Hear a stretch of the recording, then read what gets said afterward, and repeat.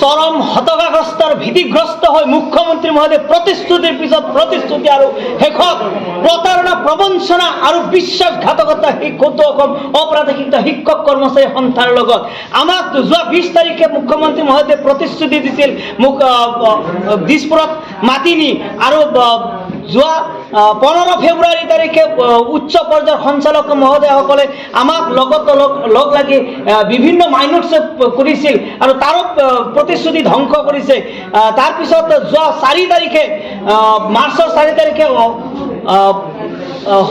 শিক্ষা বিভাগৰ সচিব এছএন চৌধুৰীয়ে দিয়া প্ৰতিশ্ৰুতি সকলো প্ৰতিশ্ৰুতি আমাক বেবেৰিবাং কৰিছে আৰু সকলো প্ৰতিশ্ৰুতি আমাৰ লগত বুমেৰাং কৰিছে। গতিকে এতিয়া এই প্ৰতিবাদ এই বিশ্বাসঘাতকতাৰ প্ৰতিবাদে গল্পে অহা 28 মাৰ্চ তাৰিখে আমি আন্দোলনৰ দিন ঘোষণা কৰিছোঁ।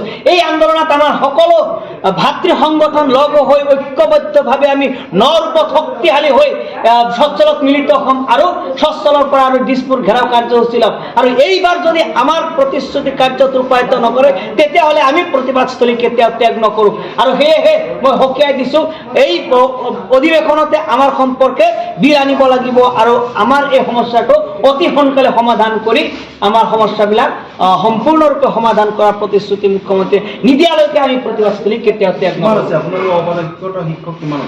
19,719 জন আছে। আমাৰ